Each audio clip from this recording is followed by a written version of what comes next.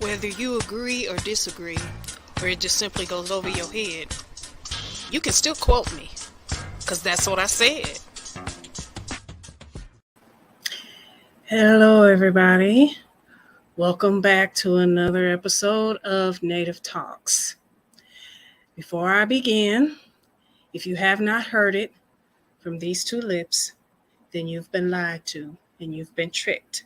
Because before you can repeat it or even start to debate it, you just better make sure that you heard me say it. All right, guys. Today is another video. But this one is also about my mother, but it is in honor of the anniversary of her passing.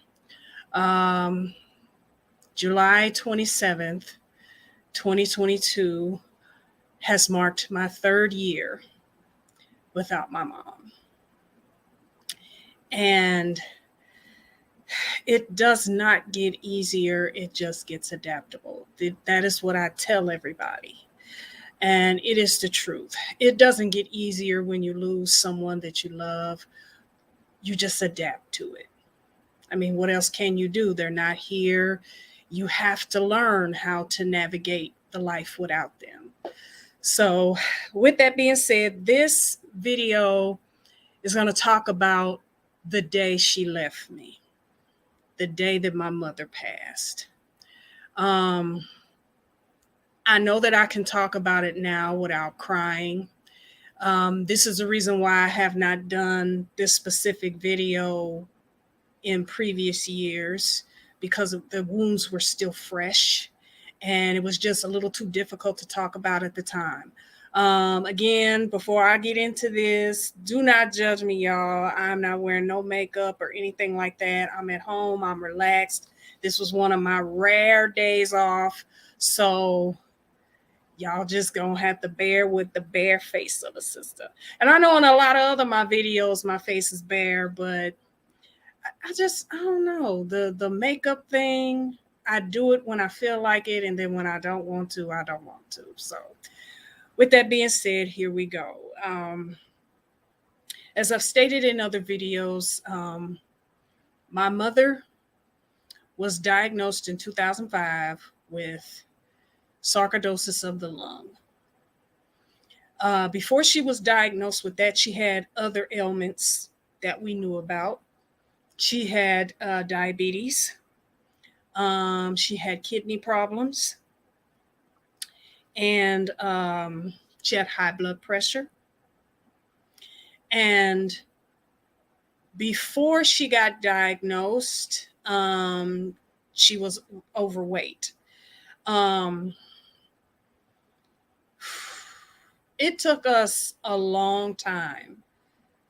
She had for many years had problems with breathing and what seemed like allergies.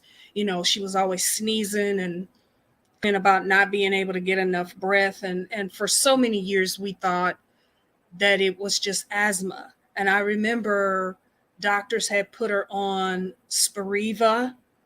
They had put her on, oh God, I can't even think of the other one. But albuterol was one.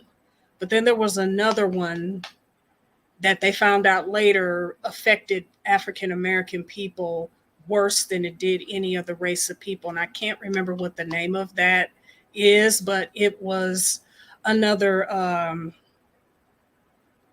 thing to help, inhaler type thing to help her breathe. And for so many years, she had been taking that up until 2005. So my mother, I began caring for her when she got diagnosed. And she went from being a woman who could walk and go places and do things and take care of herself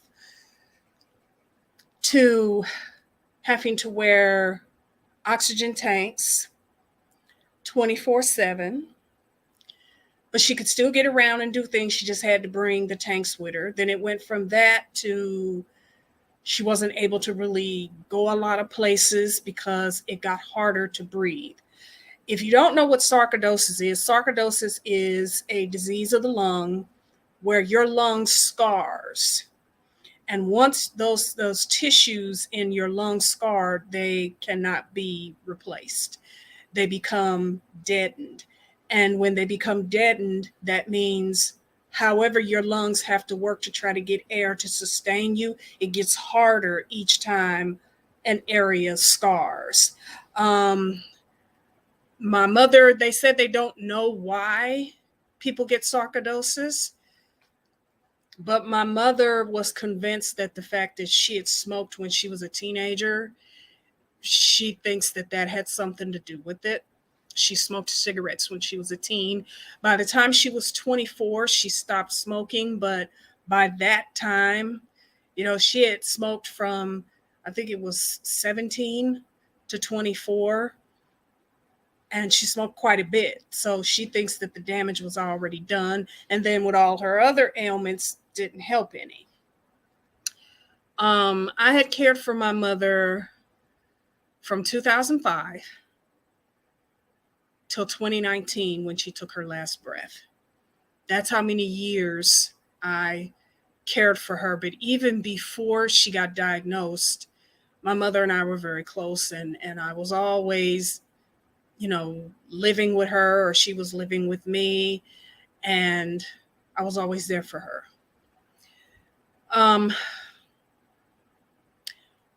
My mother and I love to travel, and one of the places that we had been trying to get to, ever since she got diagnosed, we had been trying to get to this particular place, and it seemed like something came up every single time we tried to plan this trip, and it was a trip to Nicodemus, Kansas. And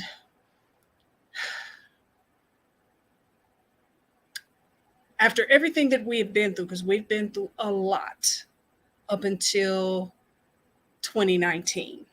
My mom had been in and out of the hospital, brushes with death. We went through some financial struggles due to her medical costs. I mean, it was really, really hard. But we traveled places too. Whenever she felt well enough, we would travel places and try to make as many memories as we could. And so when the opportunity came to go to Nicodemus, Kansas, which is a historical Black town that we had been trying to get to for a while, me and my mother planned on going. I was happy to do it because my mother had been 2017 and 2018, she had been in the hospital more than she had been at home.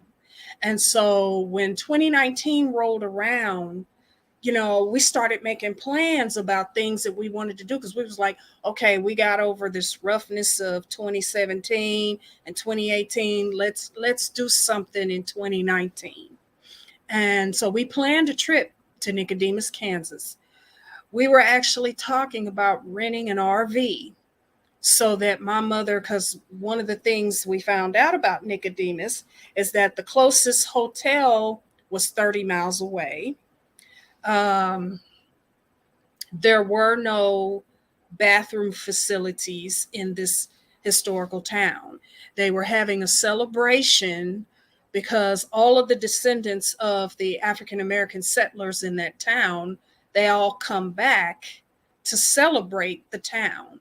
And so even though these people were coming from all over the country to celebrate this town, they were telling people, you're going to have to book a hotel 30 miles away.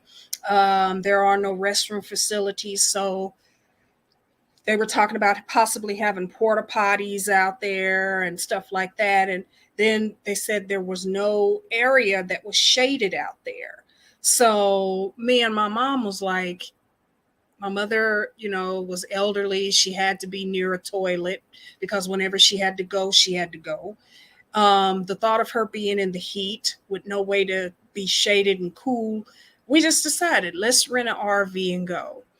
But the closer it got to us taking the trip, things didn't quite work out. My mother was not feeling up to it. So we made the second best decision we could. And the decision was for me to go to Nicodemus, Kansas, and to film the celebration because I do videography, as you can see. And I was supposed to bring everything back so that my mother could see the celebration and so she could actually see the town. Because I think at that point, I think I kind of knew that she was never going to get to see Nicodemus because she never felt up to it. She was really really sick at that time. So I made the plans to go on the trip, but I wanted to make sure that I could leave her because I was going to be gone all day. Because Nicodemus, from where I live, is 4.5 hours away, and so I knew that it was going to be 8 hours driving, not to mention how much time I spent up there for the festivities. So I wanted to make sure that I left my mother in the care of someone I trusted. And so I asked my cousin Ane to watch her. And my cousin Ane agreed, and she brought her daughter Adia with her. And the night before I was supposed to leave, we were all in my apartment, Nene and her daughter, and my mom and me. And I was so excited to know that I was going to be taking this trip and that I was going to be coming back and showing my mom. And my mom was excited. You know, before I left to leave for the trip, my mother was going to bed for the night because I was leaving. I was going to start driving towards the town around 4 in the morning. And that would have got me there right at 8 a.m. so that I could start in on the festivities when they first began, so that I could get my equipment out there and start filming. So my mother was going to bed for the night when I said goodbye to her. And I remember taking her hand and I said, Mom, I can't wait to come back and show you all the things that they're going to do up there. I said, I really wish that you could go. I said, but I understand you don't feel well and I don't want you suffering while we're out there. I said, so I'm going to film everything and I'm going to come back and we're going to pop some popcorn and we're just going to sit up and watch it. And Mom said, I can't wait to see it. And then I hugged her and I said, I love you. And she said, I love you too. And I left. I gave my cousin Nene all of the details on everything to do to take care of my mom. And I left. And I was on the road and I actually had filmed myself. At one point, I took like a video selfie while I was driving, and I was like, hey, I'm on the road and, I'm headed there and I can't believe I'm going to see this town finally. And I had made several stops along the way, little towns and stuff. That's the kind of person I am. I don't just like to see the destination. I like to, if I find little gems and little treasures along the way, I like to pull over and stop and look around in little towns. And so I did that. When I got to Nicodemus, Kansas, I pulled up and I seen a massive amount of people. I mean, and I saw RVs. There were a lot of people there with RVs. And that let me know that the decision that me and my mother made was the best decision, because if I was going to bring her, she would definitely have to have access to an RV. There was no way we could have traveled up there, because when I got up there and I looked at the town, first of all, the town is very small. It's not very big. And there was no restroom facilities. I did not even see the porta potties. And I did start to panic because I was thinking about myself at that point when I pulled up and I didn't see any porta potties. I'm going, okay, now how am I supposed to use the restroom? So I actually had made up my mind that I would have to drive 30 miles to the next town to be able to use the restroom. Nobody, I mean, that's a long way to go when you got to go, but if that's the sacrifice you have to do, that's what you have to do. So I parked my car, and I remember I was grabbing my equipment to get out of the car, and I was looking around at the people, And it just looked like they were having so much fun. And I just could not wait, because one of the events they were having was the Buffalo Soldier tribute. They do it every year. They have descendants of actual Buffalo soldiers, do a tribute to the ones who were the originals. And I really wanted to see that because they all tell their connection. They tell who their ancestry is on that. And I would have loved to video that. But as I'm getting my equipment out of the car, my phone rings. And my cousin Anae was on the phone and she was crying. And she said, Lorraine, I don't know what's wrong with Aunt Joyce, but she's not opening her eyes. Now, she told me that that morning after I had already left, that my mom was sitting up in the bed watching TV. And I knew that that was normal because my mom did that. Whenever she would wake up in the morning, if I was still asleep, my mom would just sit up in her bed and watch TV until I got up and came in. And so when she told me that, my mom was sitting up waiting in the bed, she said she came in and she said my mom asked her to take the BiPAP because my mom had gotten to a point where not only did she have to have oxygen tanks on 24/7 and in the house, she was hooked up to an oxygen machine. But at night, because her lungs were so damaged, in order for her to be able to sleep through the night, she had to sleep on a BiPAP machine that helped her sleep. So my mom asked her to take the mask off. When she took the mask off of that's hooked to the BiPAP, my mom asked for a drink of water. My cousin Nene went to the kitchen to get some water, and when she came back into the bedroom, she said my mom was slumped over. She said she tried to get her up, and that's when she couldn't get her up, and that's when she called me. My mind went into the mode that it had always been in whenever something went wrong with my mother. That's not the first time that my mother had an issue. Slumped over and not being able to wake up. It never got that bad. But in the past, my mother had kind of like been woozy, and I was trying to talk to her and she's just kind of like moaning and not really saying full words. And I always had to call the EMTs because I'm like, what is going on with her? She's not talking. She's kind of moaning and groaning. But that's when the oxygen levels in her bloodstream got too high. And that was from being on the oxygen machine. So that's what I thought was going on. And so I instructed, because I had done this so many times, taking care of my mom, I went into proactive mode. I'm like, okay, I said, Nene, you need to call the EMTs and have them come out. And so she called the EMTs. And so I told her, I said, I'm not going to do anything. I'm not going to go to the celebration. I said, I'm already here in Nicodemus.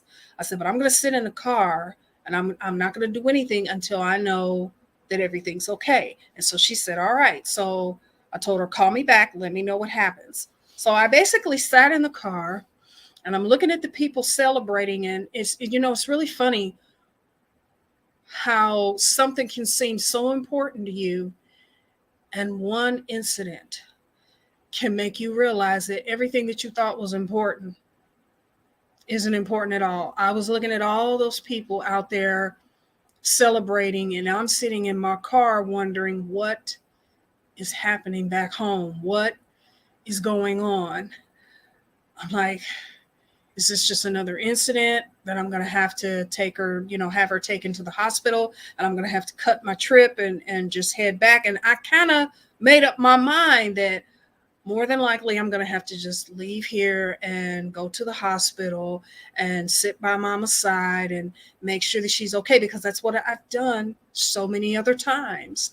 And so I'm sitting there And I'm kind of looking at the people celebrating, but I'm more or less, my heart is pounding in my chest because I'm just waiting to hear. The next thing that I get is a phone call, and I expected to hear it. I expected to hear my cousin on the other end, but it was the EMT.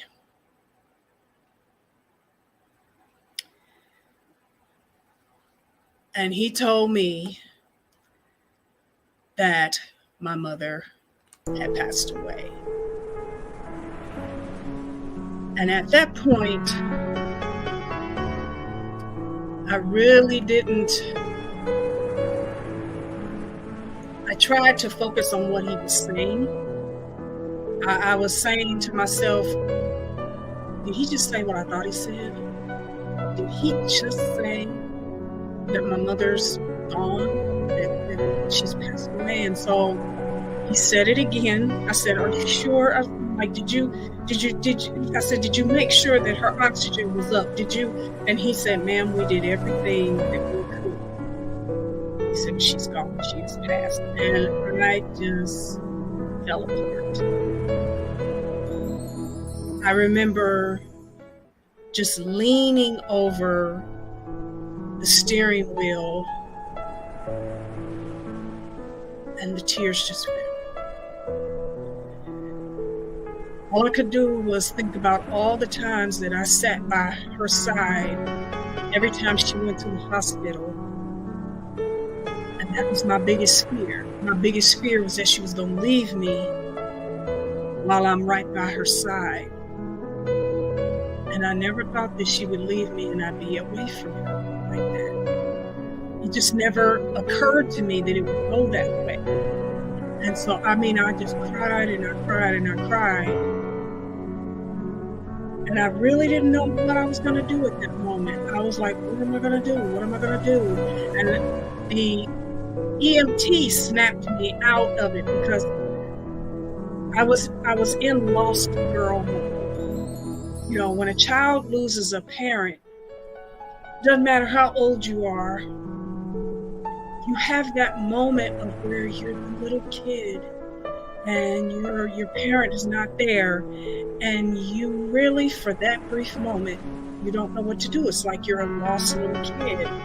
And the EMT had to bring me out of that because I'm not a little girl. And my emotions may have me feeling lost, but I'm an adult that has an adult situation that needs to be dealt with. And so I heard him say, ma'am, I'm so sorry for your loss, but we have the coroner here, and the coroner needs to know where you want the body taken.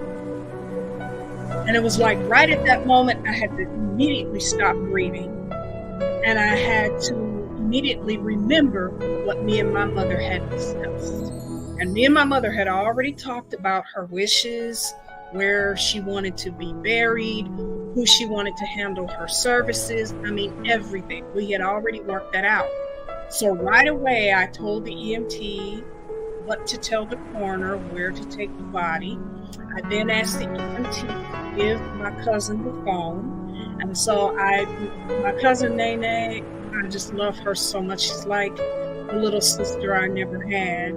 And she was so emotionally broken that I had to kind of snap her out of it in a sense. And I had to tell her, look, you're my voice until I get there. I said, so I can't have you falling apart right now. I said, I need you to be my voice.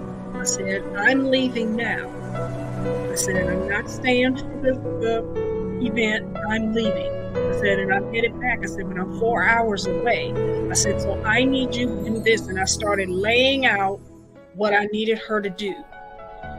And I told her step by step what I needed her to do, what I needed her to tell the coroners and everything like that. And so she calmed down and she said, okay, I'll do it. I got off the phone with her. I called my brother.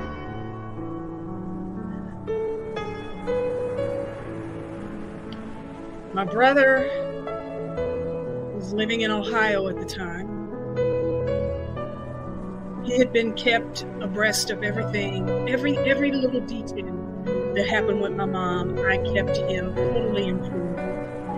And whenever he came to town, he would always spend time with us. So I knew it was going to hit him harder because he wasn't able to be there when she passed. And he was further away than I was. I called him. He took it well.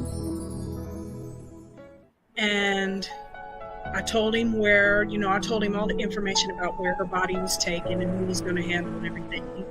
And I told him, I said, I'm headed back home. I said, and me and Nene are going to go view the body. Because that's what I had called the funeral home. Before I called my brother, I had called the funeral home where her body was going to be taken. And I told him, I'm coming. I said, 4 hours away, but I am coming and I want to see the body. And they were like, we will wait here until you get here. So I was like, okay. And so after talking with my brother and we had a cry together on the phone, I started driving back.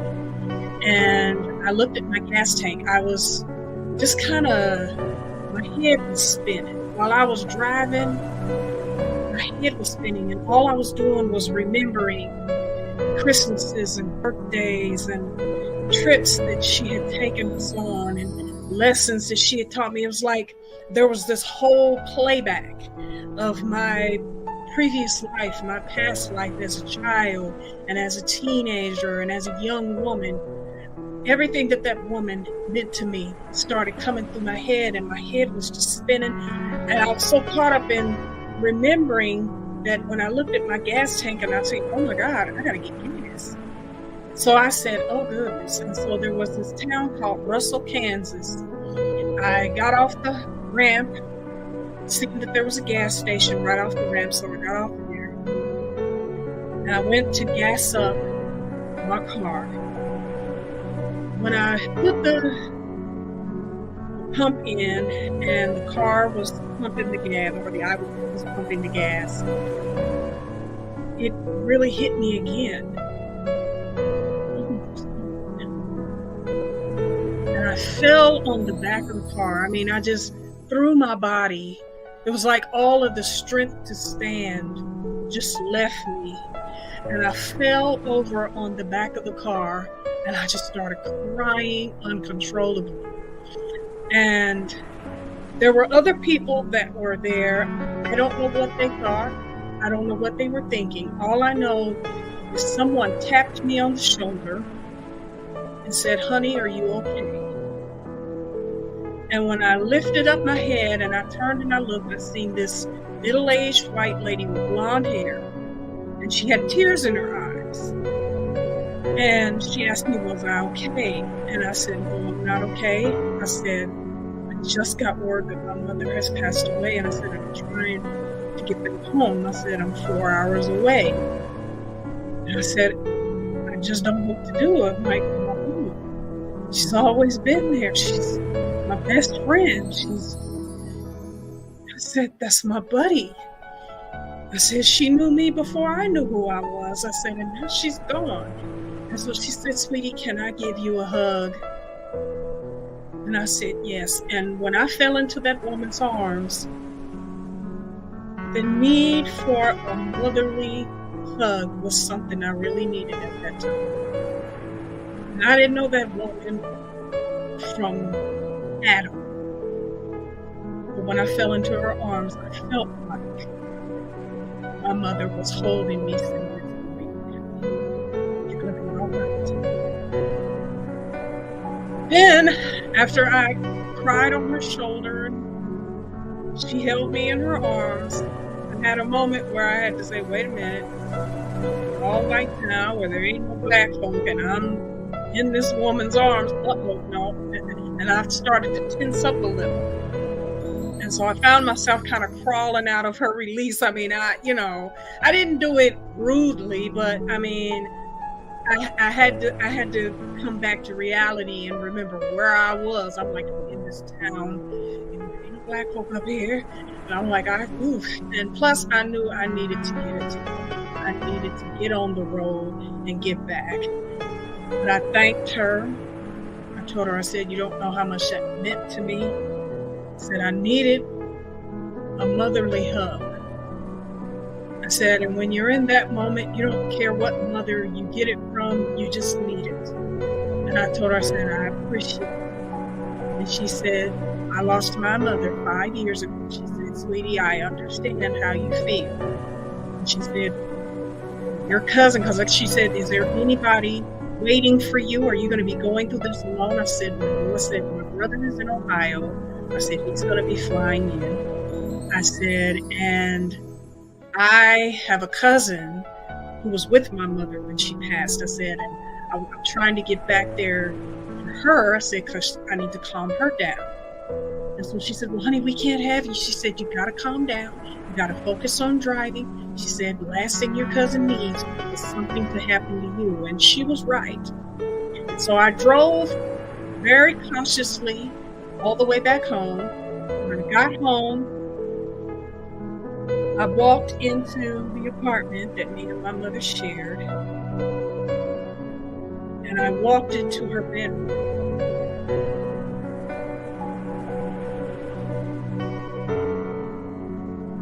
And I saw her bed, her blanket,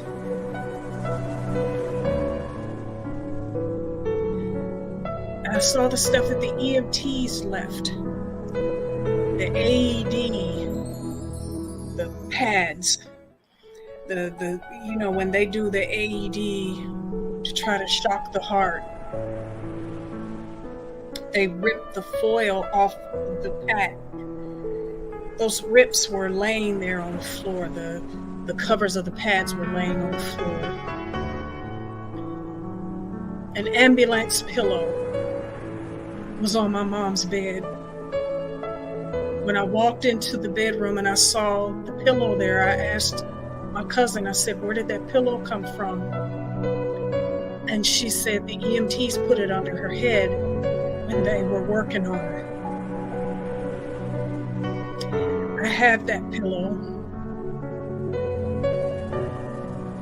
I was gonna show it in the video, but I have that pillow and I'll tell you later what I've done with it. But as I stood there and looked at the room, I looked at her bed, I looked at her blanket, I looked at the stuffed animals that I had bought her, and the room just seemed so quiet. And I had to snap out of it because I had to go and view the body. So I grabbed my cousin and her daughter and we drove down to the funeral home. And I saw my mom on the slab. They had her on a metal table. They had just cleaned her up. They had washed her hair. And they had like some type of a sheet that was on her from the neck down. She looked like she was asleep. When I stood over her and I looked at her face, I went to touch her face. My mother always had a warm touch. I used to always tell her that even when I was a little kid, one of the beautiful things I loved about cuddling up to my mom was because she was always warm. Her hands were warm, her arms were warm, and her face to the touch was always warm. But when I touched her face that she laid on that metal table, her face was cold. It wasn't ice cold, but it was cold. She didn't feel hard or anything yet, because rigor mortis hadn't set in yet. But her face just didn't feel the warmth that I was used to. And whenever my mom was asleep, My mom was a light sleeper. And so whenever you walked into a room and you said her name or you moved something or she heard a sound, she would wake up. And I'm standing over her and I'm looking down at her, and it dawned on me, she's never gonna open her eyes again.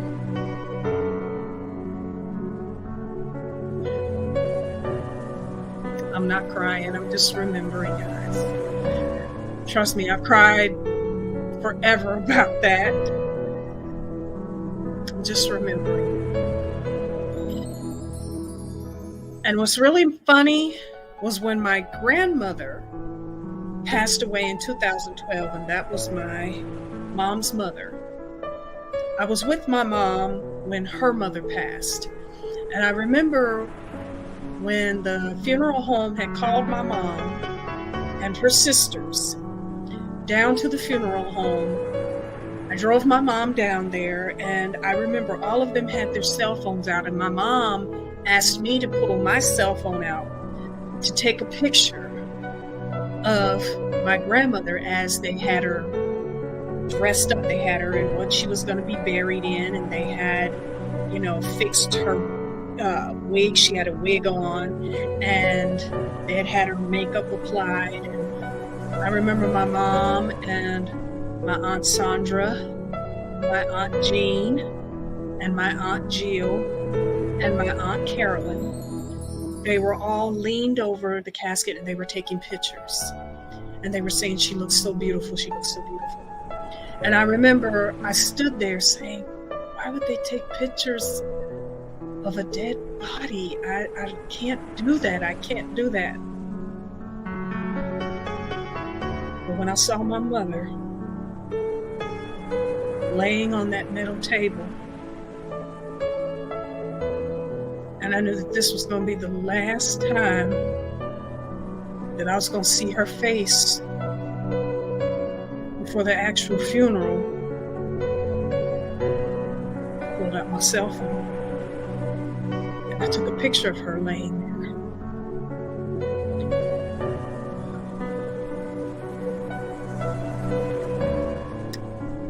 Me and my cousin Nene, we left the funeral home, and my brother came into town, and we had the burial service for her and the funeral. The funeral was beautiful. The funeral took place in the childhood church that she grew up in and that my grandmother used to attend and my great-grandmother used to attend.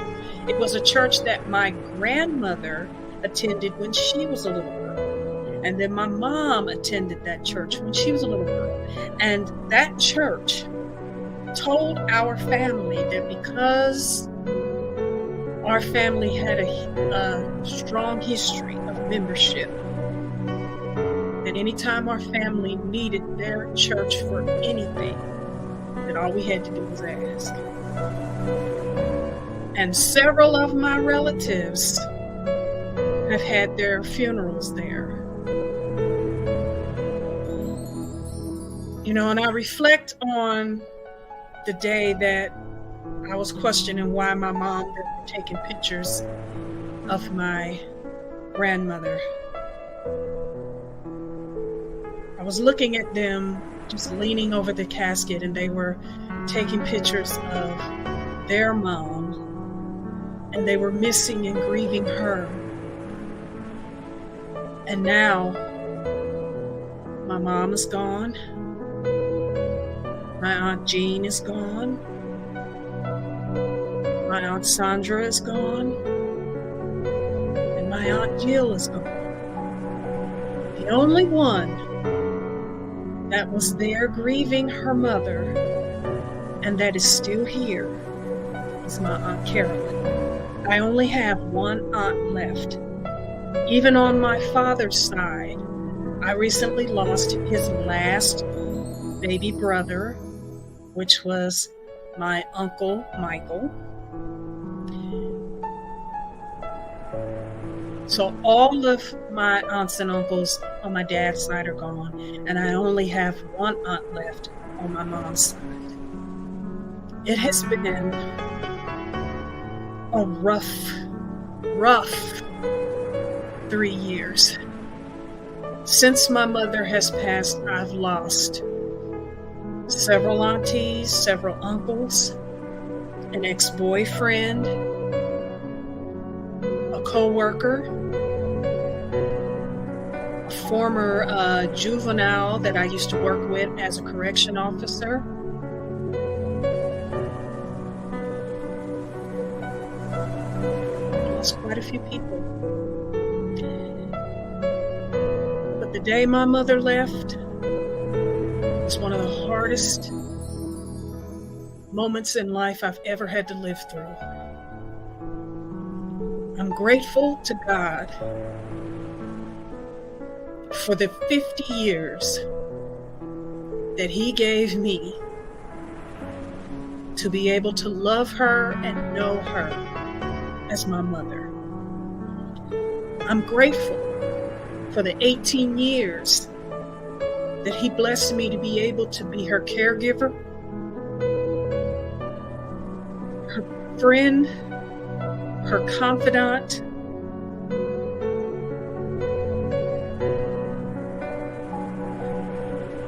For so many years, that woman was my hero.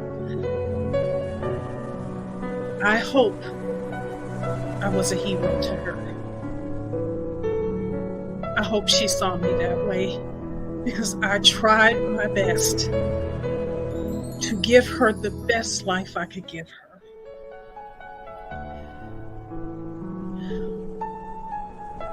I know now that she's in heaven with the Lord.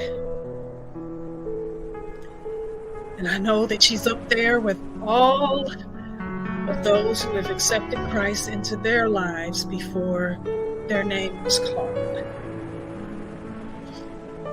And I look forward to the day when I see her again, as I've stated to other people, and I'm stating to you. When I die and I go to heaven, there's 3 things that I'm going to treasure most. Number 1 is that I actually made it to heaven. That's going to be like, whoa, I made it. Because I'm telling you, there's been many times in my life where I messed up so bad that I was like, Lord, if you took heaven away from me, you would sure have the right to do it. But He never took it from me, because I accepted that He gave it to me with His sacrifice. The second thing is to see Jesus face to face. As a little girl, I used to hear preachers talk about Jesus in tears of compassion. They said that Jesus cried tears of compassion. And I always wanted to know what He looked like. So that's going to be the second thing that I look forward to, is seeing, finally, not hearing what other people say He looks like, not just knowing what the Bible says He looks like, but actually seeing it for myself. And be able to kneel at His feet of brass.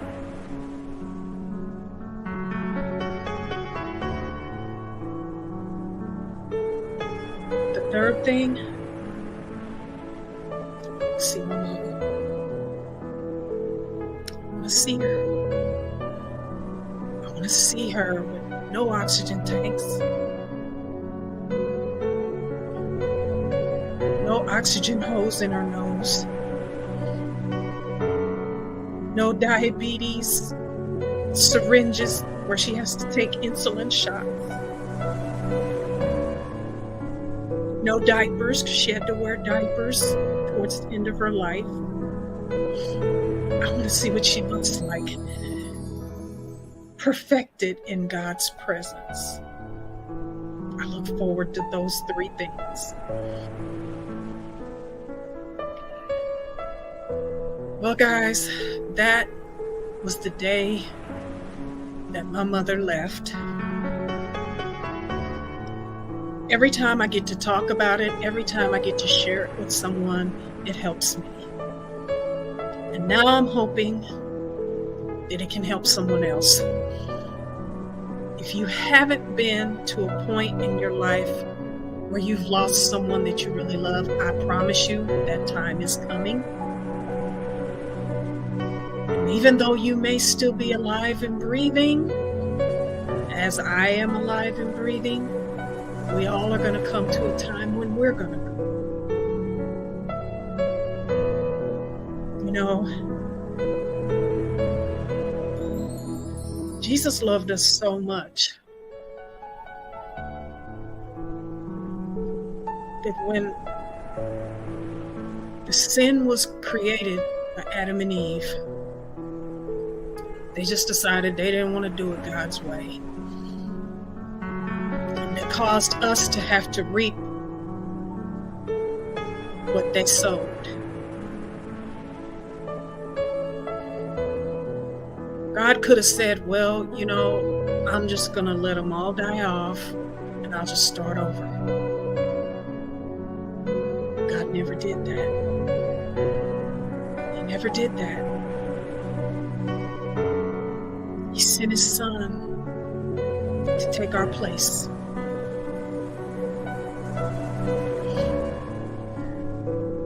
And those who believe that he did that, that's all he asked, is that you believe it. When you die, you get to go and be with him.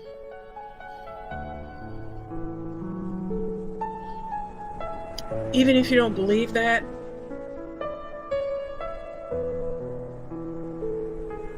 doesn't make it any less true.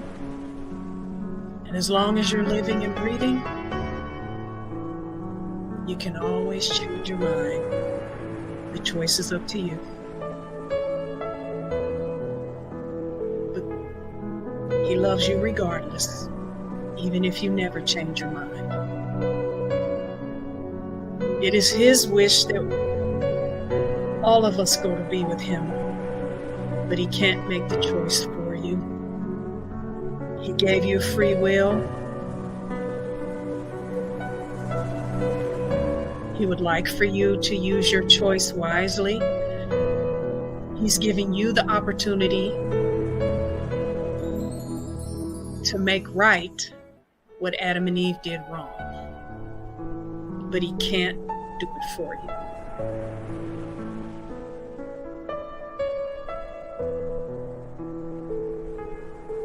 But he still loves you. That'll never change. I do hope you enjoyed this video. I know that it was a little somber, but I do hope you enjoyed it. I really, really, really hope you enjoyed it. I'm going to go ahead and end things now. And just think on what I've shared. Let it penetrate your mind, because you're gonna be on the other side of both of those situations if you have not already. You may have already lost someone you've loved. So you know exactly everything that I've described. You've probably walked through those same feelings, but you have yet to go through the second part.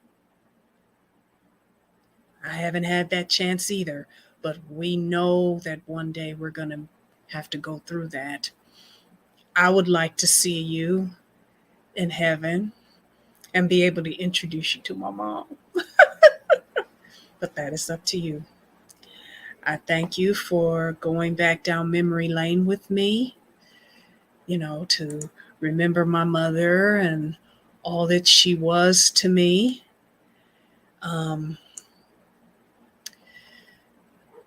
I will be doing another video probably tomorrow, and I'll be discussing a new topic. But I thank you for walking through a time that I was never prepared for, but had to endure. And it was nothing but God that got me through it. I hope you enjoy this video. Thank you for tuning in, and until the next episode. See ya. If you like my vibe, be sure to like, share, and subscribe. Till the next time, see ya.